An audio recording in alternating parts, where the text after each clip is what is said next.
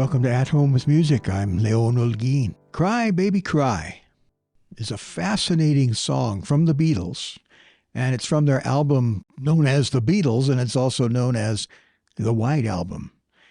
And it blends these surreal lyrics and a very haunting melody, and it has this almost dreamlike atmosphere. Now, what I'd like to do in this video is look at the chord progression of this particular song. Now, interestingly, Lennon considered this song a piece of rubbish. But I believe that he could be unduly hard on his own songs and on the Beatles' work as a whole.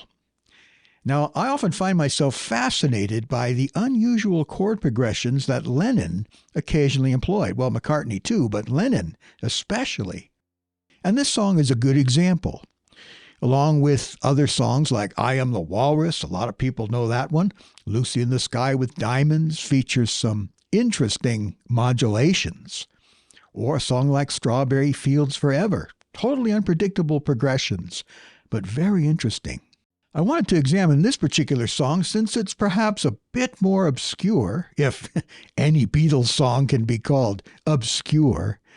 Nevertheless, you could certainly consider this a deep cut, buried as it was, or buried as it is if you still have the LPs, on side 4 of the White Album.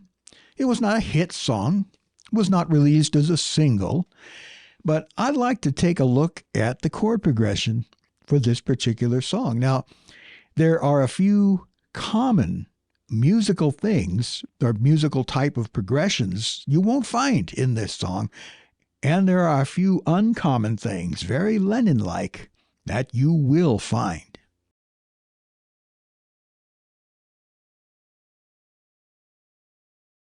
So right away you can hear that there's something a little unusual about this progression. He starts out in the key of G. First chord is G. And then it goes to A minor. Now, a typical songwriter might play something like this. And then go to 5/7. It's nice, but it's pretty basic. It's kind of bland, isn't it? And so what Lennon does is he is essentially now in G mixolydian. You got that F in there. And so he's using chords like this. And then he goes to F. And then, now the E minor is still part of the G mixolydian mode. But instead of going to A minor, which would also be part of the mode,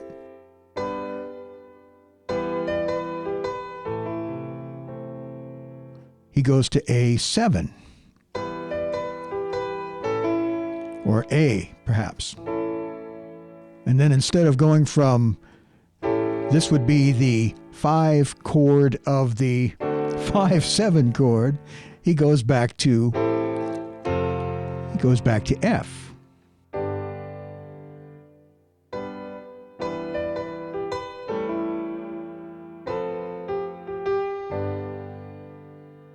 Very interesting what Lennon has done there. It gives it a sort of an unsettled feel to it.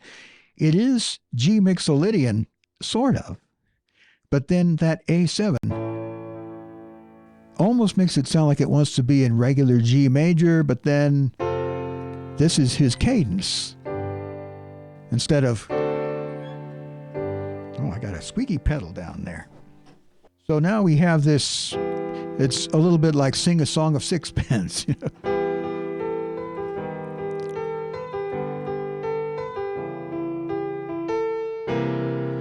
And this is what we call a line cliche.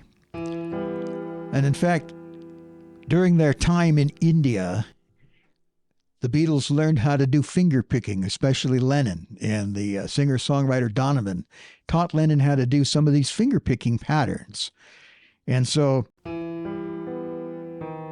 this is the kind of thing you wind up with. I can't really demonstrate it here on a keyboard, but this is what we call a line cliche. You start with a basic chord, and then one note moves while the other notes remain stationary. So in this case, we're on an E minor chord, and then the root moves down, and now you end up with this E flat augmented. And then it moves down again.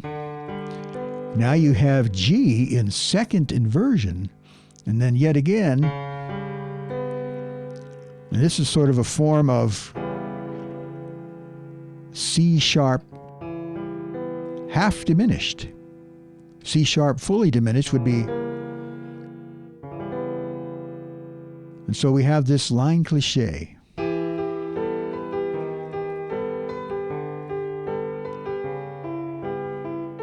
And then he goes to a very strange chord. This is C7. This belongs neither in G or in E minor.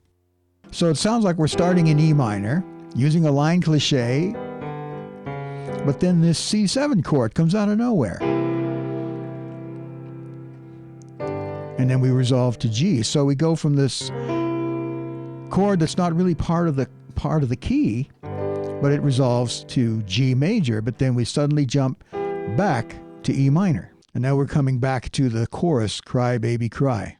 Of course, just listening to the actual recording, I love that whoop, whoop, whoop in the bass that Paul McCartney does. That is very, wow. You especially hear that in the remixes that have come out of this particular song. And then the little thing they do on the piano, because why not?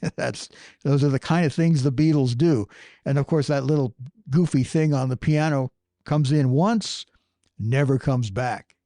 And by the same token, if you go back and listen to the beginning, you hear this harmonium, or almost like an accordion part, that plays at the beginning, the very beginning of the song, but it never comes back.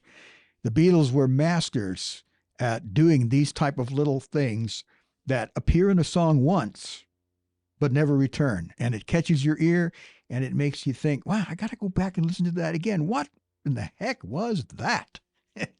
Anyway, so you have this interesting thing that happens in the verses. That C7 chord. Just very unorthodox, but in its own way, quite brilliant. Once again, the Beatles were masters at throwing things into their song that sound really unusual at first. And then after you repeated listenings, that's like, why? What else could it be? Why would it be anything else than C7 going back to G? Now, essentially, that's the whole song. That's it. You have this unusual progression. Sorry about that squeaky pedal. And then going to E minor and A7, or just A.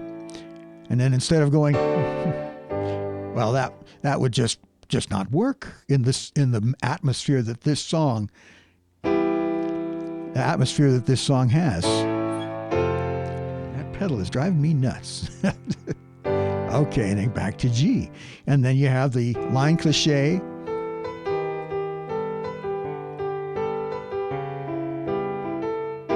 And then that C7 chord, which goes to G.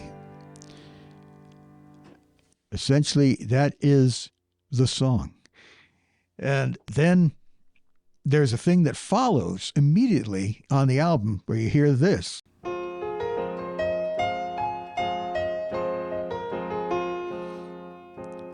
It's this really creepy little thing that McCartney does that technically is not part of the song, but it kind of is part of the song because it immediately follows the ending of Cry Baby Cry, where, interestingly enough, when he gets to that last time in the song,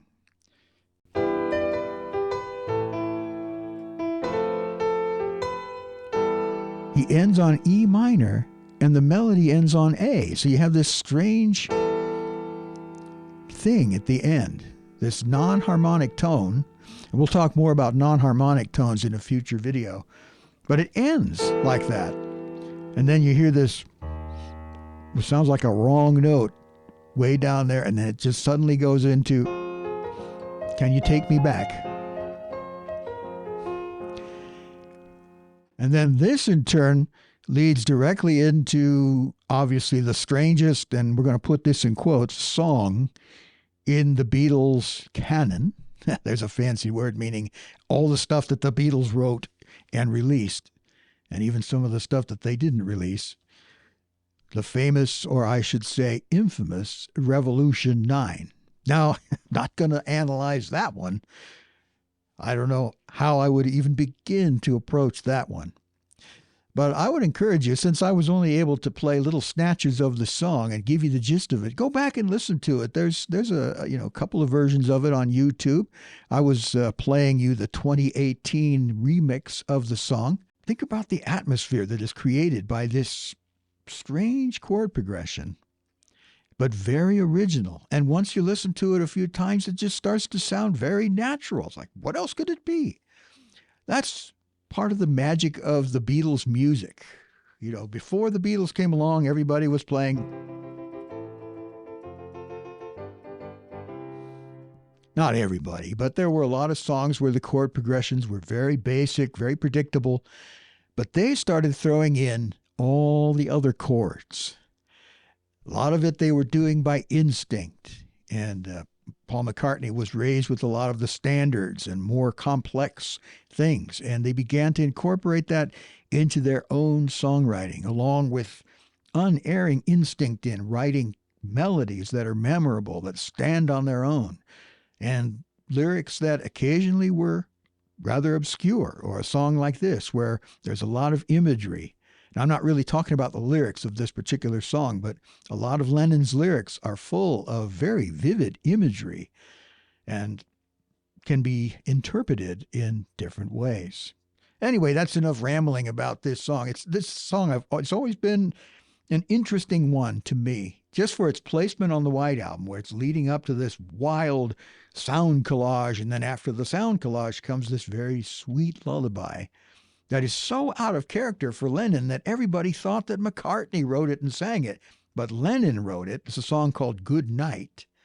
Lennon wrote it, and Ringo sings it, and I think he did a very good job. I hope you found this interesting and maybe help you to learn how to play this particular song. It's kind of hard to play the tune because Lennon bends the notes a little bit. There's a little bit of a bluesy feeling to the way he sings it. The vocal itself on the recording is kind of eerie sounding. He's singing it very gently, but yet it almost has a little bit of a menacing sound to it. Very, very interesting. So you can just play the chord progressions and have everybody sing along to this famous but somewhat obscure Beatles song, Cry Baby Cry. Anyway, I hope you found this interesting and enjoyable. If you have any comments, if there are any other songs that you'd like to see analyzed in this fashion, then let me know in the comments section. If you'd like to support my work, you can go to my Patreon page. The link is in the description. Also, don't forget to like this video, subscribe to the channel. That helps the channel a lot. Thank you for watching. I look forward to speaking to you in the next one.